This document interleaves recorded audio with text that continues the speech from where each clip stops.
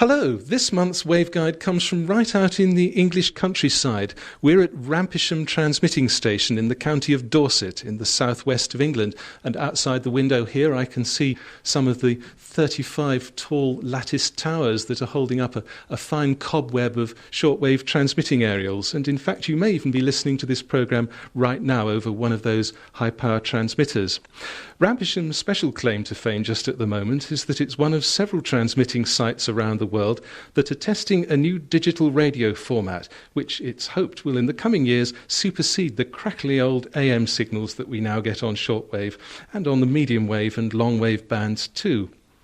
The project is called Digital Radio Mondiale, or DRM, and it's a combined effort by many of the world's leading companies and organisations in broadcasting, including the BBC and Merlin Communications International, which operates this station.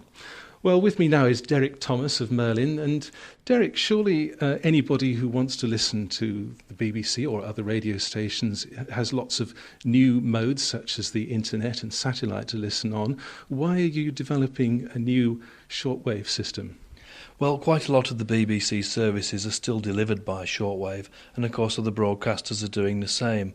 But whilst those other forms of media are growing, the quality of audio that they deliver will tend to leave the shortwave behind. And so what we're hoping to do is to provide a new form of delivery that gives the listener an audio quality that's something approaching what he can get from FM or the internet. So shortwave will no longer be the poor relation in that sense? That's absolutely right, and what we think is that DRM will give shortwave a new lease of life. That will allow shortwave to remain competitive in the marketplace, and it will still be attractive to listeners in parts of the world that have got a lot of choice of other sorts of local media. Is it just about improved audio quality, or does it do more than that? No, the audio quality is very important, certainly, but there are other aspects as well. For example, we've all experienced fading and interference and all the other crackles and whistles that you've mentioned for shortwave, and a digital signal hopefully will overcome all of those disadvantages, and so the problems that you may be experiencing at dawn or dusk or where there is significant fading will just not affect the new DRM standard at all. So it's automatic tuning, no effort by the listener. That's right, and being able to tune into the signal easily is an important part as well. I think, again, everyone has experienced a difficulty in finding your station on the dial. Now we expect to be able to turn a receiver on and maybe key in a type of program you're interested in or a broadcaster, and the receiver will search for that particular program and provide it for you, and ultimately carry out alternative frequency switching, much as the RDS system does for FM services in the UK. Well, we've seen downstairs just now in the transmitter hall some of the test equipment that you've got hooked up to one of your big shortwave transmitters here for the system. You've got a very packed testing schedule going on. What's the big hurry about? Well, the body that regulates use of the spectrum and standards for international broadcasting is called the ITU, the International Telecommunications Union. And they have a fixed timetable for approvals and their general business. And so in order to get our service into the marketplace as fast as possible, we need to meet their current timetable of meetings and approval committees. And therefore it's essential that we have the details of our system finalised this year so that our submission is made to the ITU by September. Whilst that's going on, we're worried about the competition from the other media increasing, so we feel that the sooner we get the new standard to the marketplace, the sooner we can actually maintain the size of our audience. Well, how far have you got with the tests right at the moment?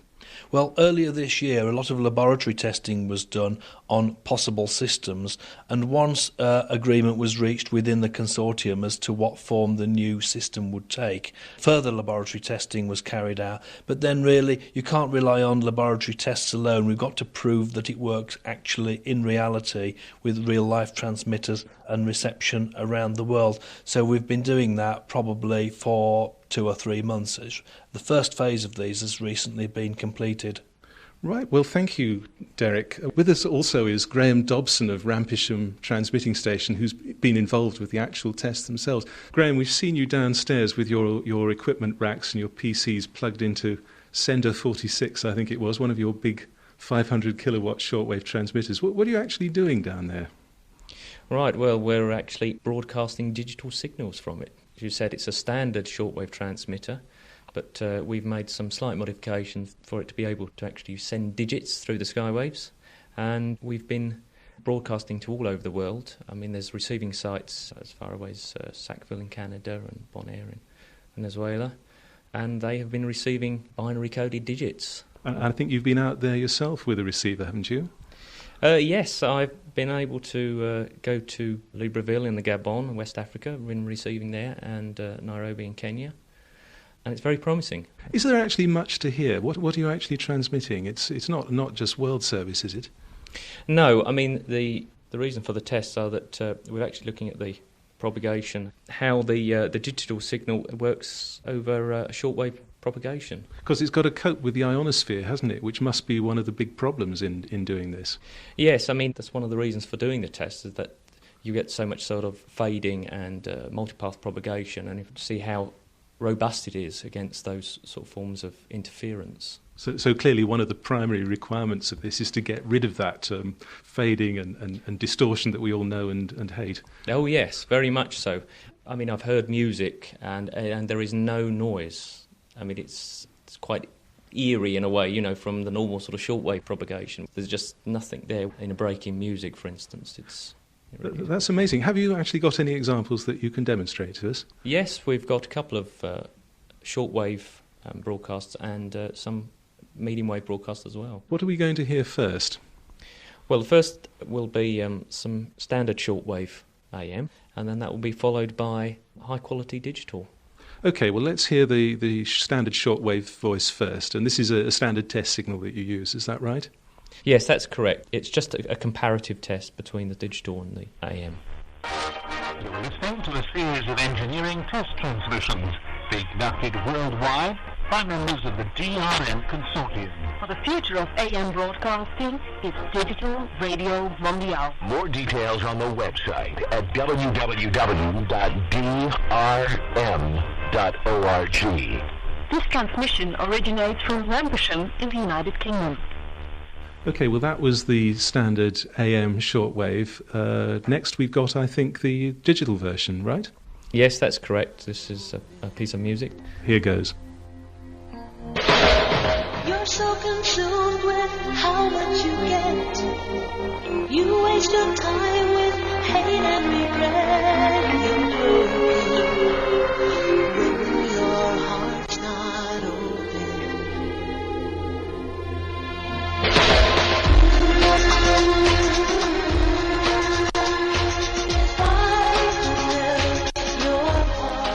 Well, that was the demonstration of the digital version, but Graham, of course, we weren't being entirely fair to that because our listeners were hearing it probably over a shortwave transmission, so it doesn't sound as good as it did here.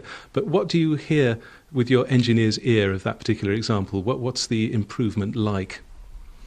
Well, there are two main differences. There is no fading, which you normally get on shortwave, and no noise in the periods of quiet. So that could be really quite important with music particularly, which does tend to suffer rather badly with AM transmission. Yes, that's correct. So have you heard any of the other end of all these tests, Graham? Well, I was lucky enough to go to Hilversum in Holland, where I listened to some medium wave tests, which were broadcast from Orford Ness in Norfolk. In digital? Both AM and digital, and it was around the dusk period. And this is when you would normally get bad reception or poor reception because you get the fading from the skywave. It's about 1800. And I was listening to some excellent digital signals. There's no noise or fading, and the audio quality was far superior to the standard medium wave signal. It's 18 hours Greenwich Mean Time. This is Jonathan Izard with the BBC World Service News. The Pope has called for an urgent solution to the plight of Palestinian refugees as he continues his Millennium Pilgrimage to the Holy Land. The Israeli Justice Minister, Yossi Beilin, has said... I know you're a bit cautious about making claims like it sounds as good as a CD, but it's clearly a great deal better than what we're used to right at the moment. Oh, yes. Yes, I would say almost as good as a CD. far superior to a normal medium wave. Very crisp and clear. Well, perhaps to find out where this is all going to go next, we can talk to a frequent visitor to the Waveguide studio, Jeff Spells, who's down here with us in Rampisham. Jeff, we've heard some examples of the digital radio testing. Where is all this going to go next? Well, we have another period of tests coming up, and this is to further the system. Then once those tests are complete, it will then lead to the system being put into the ITU system, which we heard about earlier. That's going to go through the regulatory process to get it okayed. That's correct. And then, all being well, it'll become a standard, worldwide standard, and we can then see receivers being manufactured that listeners will be able to buy in a few years' time. According to the Digital Radio Mondiale Consortium's project timescale, you're hoping to have radios in the shops for this new standard as soon as 2001, which seems very close to us now. Do you think that's a realistic timescale? Yes, I certainly do. If we get the standard agreed, worldwide standard, because the manufacturers have been part of DRM and they behind the development, I believe that they can get the receivers manufactured and available during 2001. Well, while all this is going on, there's another radio system that's been getting started in Europe and Asia and some other countries, digital audio broadcasting, DAB, which is another digital radio system. Are people going to have to decide which system they want to back when they go into the radio shop? Are they going to have to decide between two standards? No, not at all. The DAB system is effectively similar to the FM networks that exist now. And DRM is for the AM systems, shortwave, medium wave, etc., on the bands below 30 megahertz. And both systems can be combined in the same receiver. Is that something that's going to happen quickly? Probably not in the first receivers, but it will be a development that will follow very close on the heels of the first DRM type receivers for AM. Jeff, I suppose one other point about any new system is the question of frequencies. Do you need new frequencies to put this Digital Radio Mondiale system into operation? For this particular system, we don't. It's been designed to use the existing AM broadcast bands, so it should fit in. It needs some planning, but it will fit into the existing bands. And again, the listener will probably not know which band it's in, because the receiver, if you tell it what you want to listen to, will tune to where the signal is. So it'll be completely trouble-free for the listener? Hopefully. That's what the system is about. OK, well, Jeff Spells, thanks very much indeed. My thanks also to Graham Dobson and Derek Thomas for joining me here at Rampisham. We'll be back in the usual Waveguide studio next month. Until then, goodbye.